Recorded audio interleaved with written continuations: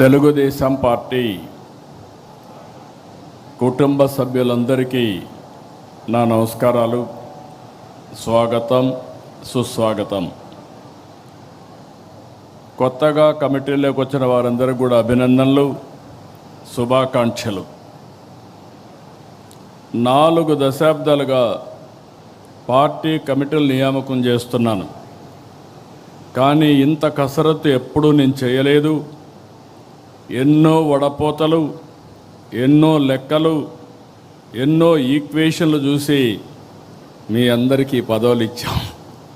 ఈ విషయం మీరందరూ గుర్తుపెట్టుకోవాల్సిన అవసరం ఉంది. సీనియర్ని గౌరవిస్తూ, కొత్త వారికి అవకాశాలు ఇస్తూ, కష్టపడిన వారికి చోటిస్తూ కమిటీలు ఏర్పాటు చేయడం జరిగింది.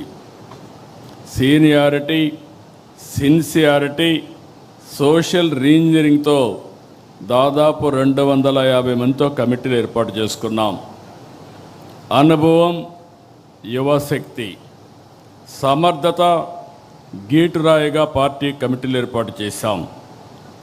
పార్టీ పదవులు చేపట్టిన మీ అందరికీ మనస్ఫూర్తిగా మరొక్కసారి కంగ్రాచ్యులేషన్స్, ఆల్ ది బెస్ట్.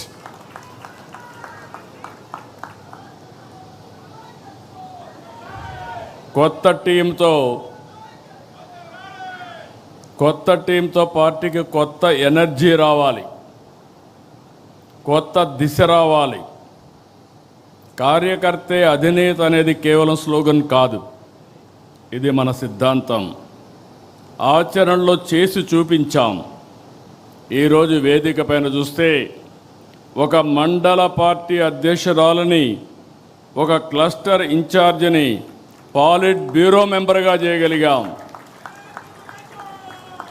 ఈరోజు మా రామ్మోహన్ నాయుడు గారు కేంద్ర మంత్రి కార్యకర్త స్థానంలో కూర్చుంటే, ఆ కార్యకర్త పాలిట్ బ్యూరో స్థానంలో కూర్చున్నారు. అది తెలుగుదేశం పార్టీ విశిష్టత. ఇది దేశంలో వేరే పార్టీలో సాధ్యం కాదు. That is Telugu Desam. ఏదైతే చెప్పామో దాన్ని నిరూపించుకుంటున్నాం. పార్టీ ఆవిర్భావం నాడు ఎంత ఫ్రెష్ లుక్ ఉందో, అది 40 ఏళ్ళు వచ్చినా అదే ఫ్రెష్ లుక్ ఇప్పుడు కూడా కనిపిస్తుంది.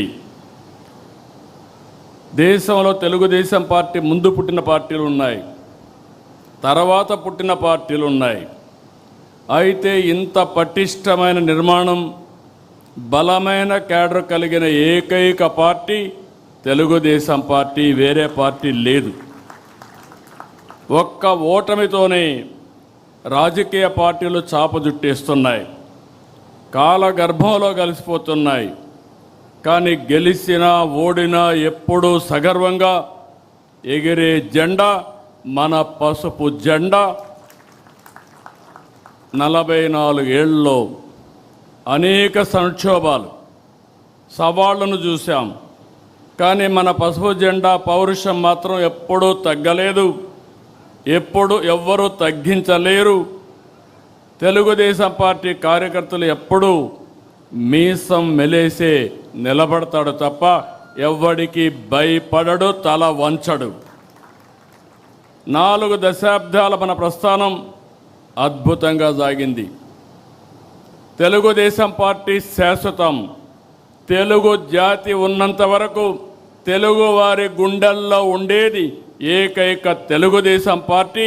దాన్ని ఎవరు ఏమీ చేయలేరు. ఇది జాగాలంటే మనం మరింత బలోపేతం కావాలి. 2024 ఎన్నికల్లో టికెట్లు కావచ్చు, ఈరోజు పార్టీ కమిటీలు కావచ్చు. కొత్త తనానికి, యువతరానికి, మహిళలకు ఎక్కువగా అవకాశాలు ఇచ్చాం. ఎప్పుడు కూడా ఈరోజు చూస్తే నాకెంతో ఆనందంగా ఉంది. ఈ మీటింగ్లో మొట్టమొదటిసారిగా మహిళలకు సముచితమైన స్థానం ఇచ్చాం. రాబోయే రోజుల్లో ఇంకా ఎక్కువ స్థానం ఇస్తాం. అందుకే కేంద్రంలో ప్రవేశపెట్టిన బిల్లును మీరు చూస్తే మహిళా రిజర్వేషన్స్ పూర్తిగా మద్దతు ఇచ్చిన ఏకైక పార్టీ మొదటి నుంచి తెలుగుదేశం పార్టీ. యువతకు, చదువుకున్న వారికి కేంద్రంలో పదవులు ఇచ్చాం, మంత్రులు చేసుకున్నాం. రాష్ట్రంలో కొత్తగా వచ్చిన వారు చాలామంది మంత్రులయ్యారు. చదువుకున్న వాళ్ళందరికీ మంత్రి పదవులు ఇచ్చి ప్రోత్సహించాం. ఈరోజు రామ్మోహన్ నాయుడు గారు, బైరెడ్డి శబరి, రాజేష్ లాంటి వాళ్ళ జాతీయ ప్రధాన కార్యదర్శిగా మనం నియామకం చేసుకున్నాం. ప్రతిపక్షంలో యువగళంలో ప్రజల్లో చైతన్యానికి, పార్టీ విజయానికి ఆ రోజు లోకేష్ దోహదం చేశారు. పార్టీ నిర్మాణం, ట్రైనింగ్ క్లాసులు సహా ప్రతి అంశంలో లోకేష్ చాలా కృషి చేశారు, నేను చూశాను. టెక్నాలజీ అడాప్షన్ మొదలుకొని కార్యకర్తలకు సంక్షేమం, 5 లక్షల రూపాయలు యాక్సిడెంట్ ఇన్సూరెన్స్ ఇచ్చిన ఏకైక పార్టీ, సమర్థవంతంగా నిర్వహించే పార్టీ తెలుగుదేశం పార్టీ. ఇటీవల గవర్నమెంట్లో చైర్మన్ ఇన్వెస్ట్మెంట్ ప్రమోషన్ కోసం అపాయింట్ చేస్తే ఏదైతే చెప్పామో 20 లక్షల ఉద్యోగాలు హామీని నెరవేర్చేందుకు అనునిత్యం పనిచేస్తున్నారు. చాలా వరకు ముందుకు పోయారు.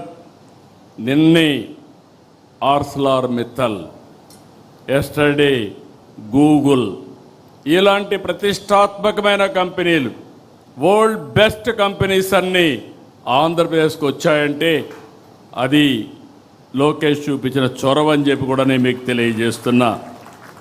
అందుకే ఈరోజు అదనంగా వర్కింగ్ ప్రెసిడెంట్ బాధ్యతలు అప్పచెప్పాం. కానీ బాధ్యతలు అప్పచెప్పినప్పుడు నేను ఒకటే చెప్తున్నా మీ అందరికీ, నేను బ్లైండ్గా ఎవరికి బాధ్యతలు అప్పచెప్పను. నా కమిట్మెంట్ ఈ రాష్ట్రం. 48 సంవత్సరాలుగా రాజకీయాల్లో ఉన్నా. అలాంటి నా కమిట్మెంట్ ఈ రాష్ట్రం యొక్క ప్రయోజనాలని శాశ్వతంగా ఎవరు కాపాడతారో వారికి నేను ప్రోత్సహిస్తా, అండగా ఉంటా. అదే రాబోయే రోజుల్లో ఈ రాష్ట్రంలో మనం ఇచ్చే ఒక లెగసీ అని చెప్పి కూడా నేను మీకు తెలియజేస్తున్నా. ఈరోజు ప్రతిపక్షంలో పోరాటాలు చేస్తే జనం హర్షిస్తారు. కానీ అధికారంలో పదవి అంటే అటు ప్రజల్ని ఇటు పార్టీని మెప్పించాలి, ఒప్పించాలి, మార్పు చేసి చూపించాలి.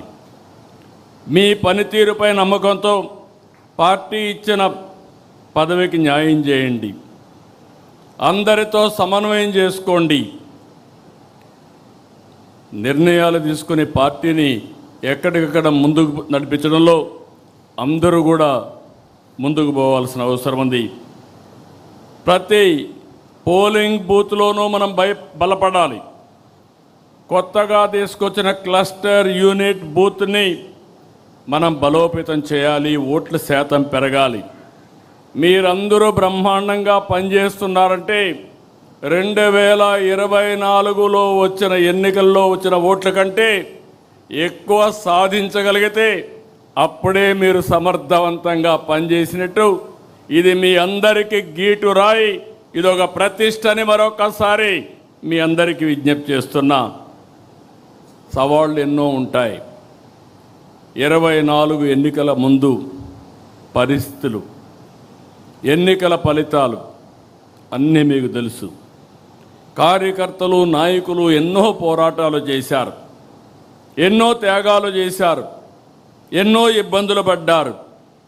నాకు ప్రతి ఘటన, ప్రతి ఒక్కరి పోరాటం, ఆ రోజుల్లో మిమ్మల్ని కాపాడడానికి నేను పడిన తపన నాకు అనునిత్యం నా మైండ్లో ఉందని చెప్పి కూడా నేను మీకు తెలియజేస్తున్నా. రాష్ట్ర చరిత్రలోనే విజయం మన బాధ్యతను పెంచింది. ప్రజల నమ్మకం, ఆశలు, ఆకాంక్షలు ఉన్నాయి.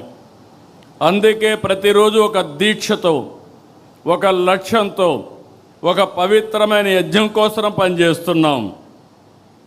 వెంటిలేటర్ పైనున్న ఆర్థిక వ్యవస్థని ఈరోజు కేంద్రం సహకారంతో బయట తీసుకురాగలిగాం.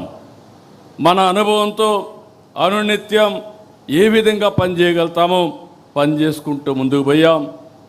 ఒక్కొక్క అడుగు వేసాం, బ్రిక్ బై బ్రిక్ బిల్డప్ చేశాం. నిలిచిపోయిన కేంద్ర పథకాలు